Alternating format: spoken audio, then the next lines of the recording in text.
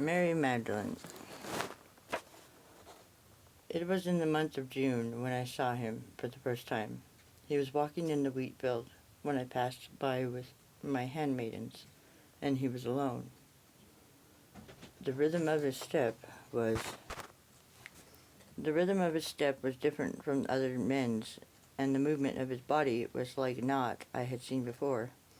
Men do not pace the earth in that manner, and even now I do not know whether he walked fast or slow. My handmaidens pointed their fingers at him and spoke in shy whispers to one another, and I stayed my steps for a moment and raised my hand to hail him. But he did not turn his face, and he did not look at me, and I hated him.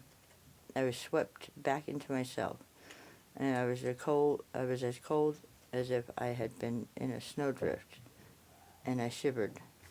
That night I beheld him in my dreaming, and they told me afterwards that I screamed in my sleep and was restless upon my bed.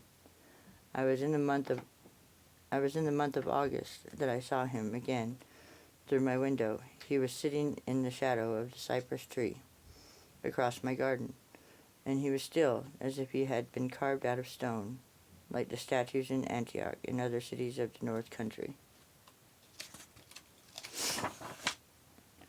And my slave, the Egyptian, came to me and said, "That man is here again. He is sitting there across your garden." And I gazed at him, and my soul quivered within me, for he was beautiful. His body was single, and each part seemed to love every other part. Then I clothed myself with raiment of Damascus, and I left my house, and I walked towards him. Was it my aloneness, or was it his fragrance that drew me to him? Was it my hunger in my eyes that desired comeliness, or was it his beauty that sought the light of my eyes? Even now I do not know. I walked to him with my scented garments and my golden sandals, and sandals that the Roman captain had given me, even these sandals. And when I reached him, I said, "Good morrow to you." And he said, "Good morrow to you, Miriam." And he looked at me, and his night eyes saw me as no man had seen me. And suddenly I was as if naked, and I was shy, yet had only said, "Good morrow to you." And then I said to him, Will you not come to my house?" And he said, "Am I not already in your house?" I did not know what he meant then, but I know now. And I said, Will you not have wine and bread with me?" And he said, "Yes, Miriam, but not now.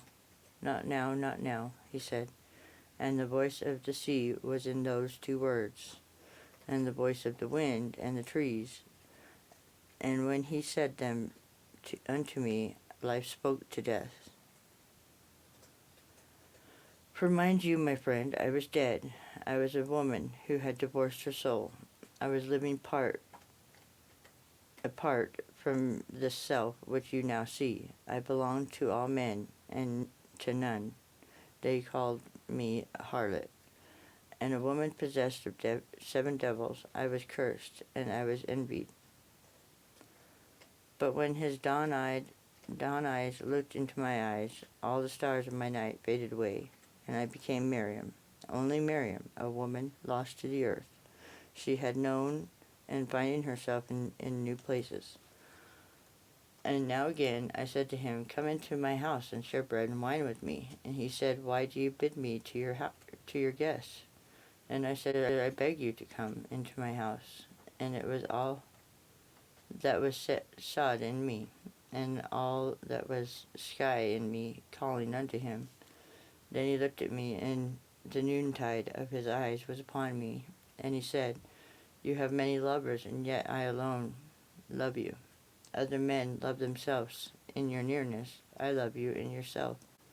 Other men see a beauty in you that shall fade away sooner than their own years. But I see in you the beauty that shall not fade away, and in the autumn of your days that beauty shall not be afraid to gaze at itself in the mirror, and it shall not be offended. I alone love the unseen in you, Then he said in a low voice, "Go away now. If this cypress tree is yours, and you would not have me sit in its shadow, I will walk my way." Then I cried to him, and I said, "Master, come to my house. I have incense to burn for you, and a silver basin for your feet. You are a stranger, and yet not a stranger. I entreat you, come to my house." Then he stood up and looked at me, even as the season might look down upon the field. And he smiled, and he said again, "All men love you for themselves. I love you for yourself." And then he walked away. But no other man ever walked the way he walked.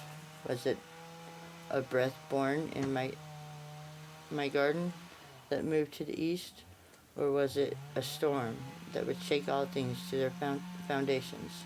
I knew not, but on that day the sunset of his eyes slew the dragon in me, and I became a woman. I became Miriam, Miriam of Magdalene,